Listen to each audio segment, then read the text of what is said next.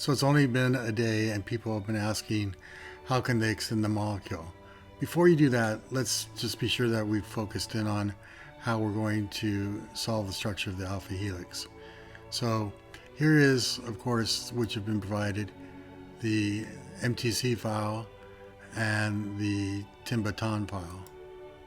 So if I take out the electron density, the first thing we want to do is convert the baton to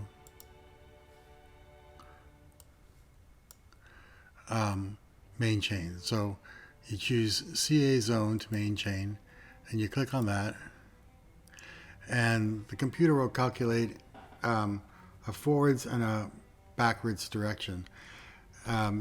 That's because the alpha helix is kind of unknown at this point, but in this particular example we know, because I built it, that it's not the backwards, it's the forwards. So take out the backwards and just display that. And probably we should take out the Timbaton so it's less confusing. Alright, so there's your model. And if we display now the electron density, here's the electron density. Kind of center that a little bit. And it's kind of all messed up, but we need to do a real space refinement. So we'll click on that, one end and the other end. And so these balls indicate whether there's good geometry or not. That's what this is saying. So I'm going to accept that.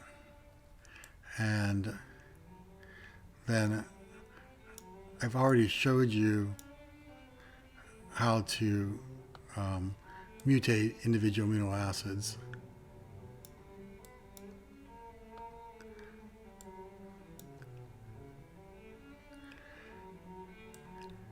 And so we can do that, but I don't have time, so I'm going to do a quick and easy way.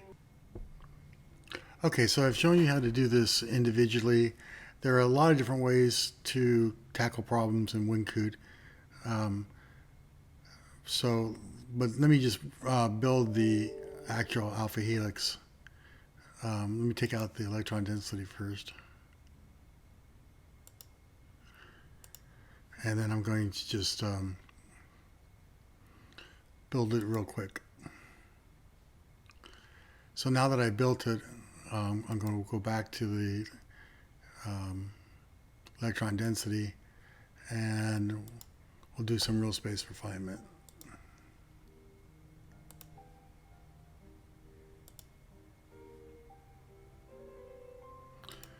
Okay, it looks pretty good. And now the question is, how do we continue this? Now, let me give you a couple key points. One is this kind of happens at the end when the molecule doesn't exactly know what to do. So we're going to do a real space refinement with this residue, because obviously the carbonyl has to go this way. And the side chain has to go that way. So this is a relatively new feature in WinCoot. Obviously I didn't do that perfectly, but we're going to get close. Let's do another real space refinement here. Oh, that didn't really help. So if you look at the electron density, you can see that this carbonyl has to go up there. So let's do a real space refinement. Then you can actually grab the carbonyl and throw it into its proper spot. It's still not right. Get in there. Okay. We'll accept that and we'll do a real space refinement again. Oh, come on. Get in there.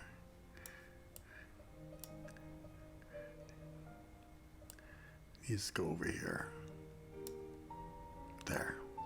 Now it's happy.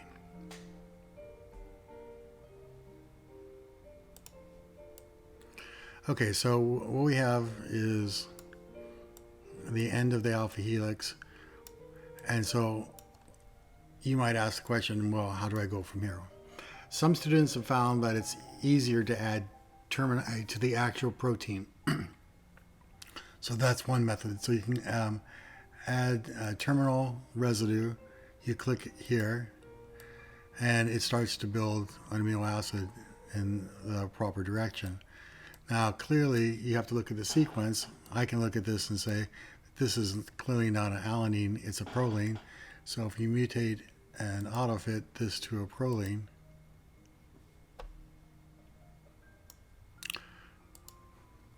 then that fits, and you can just continue on with the sequence. Some students have found that's an easier way to do it, and so that's one technique. Of course, you have to have completed the helix to use this method. So the baton method to continue is, first, of course, you have to have the electron density. Then you have to create a map of the skeletons. Right? So we know what you can do is you can just go from the, place the ball at the end of this, where the C alpha is, and then come back here to other modeling tools and go into baton mode. So you can see what it's doing. It's giving you suggestions, a variety of suggestions on where to go. Now, you can see this is a side chain, and this is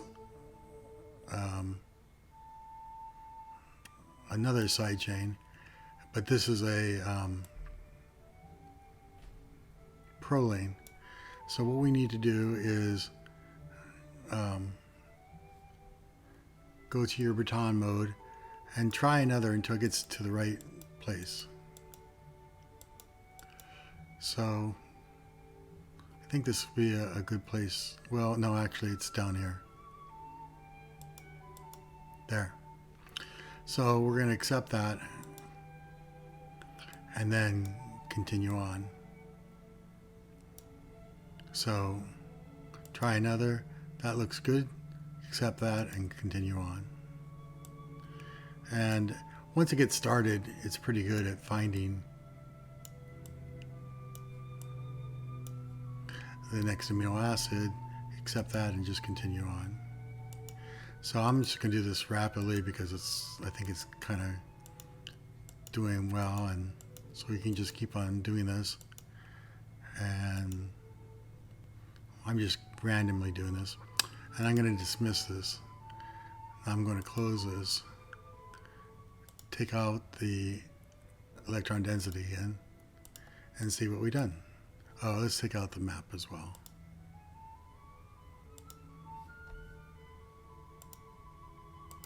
Okay, so we turn off the skeleton map, and here's what we've got.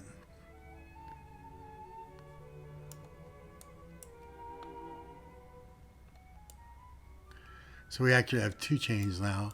The tin baton is at 16, and then this one starts again at 1. So we're going to follow the same procedure. We're going to go from baton to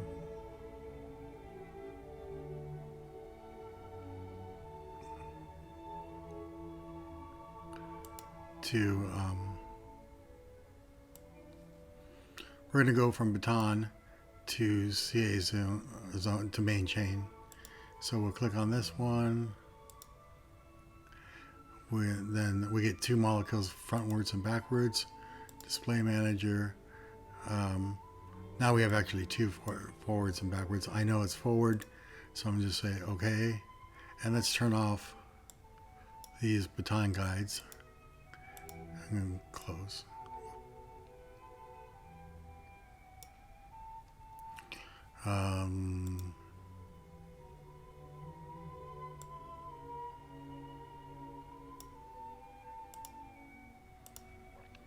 Okay, so again, it's kind of messed up a little bit. Let's do a row space refinement.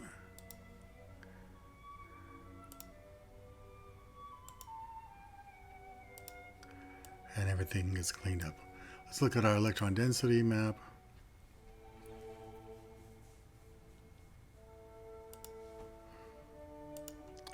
Move that.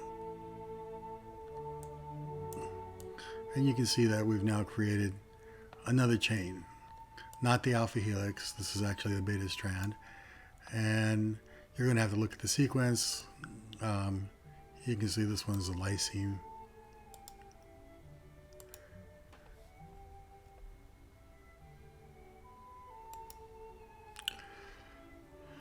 And that's how you use either the add terminal residue or the baton mode.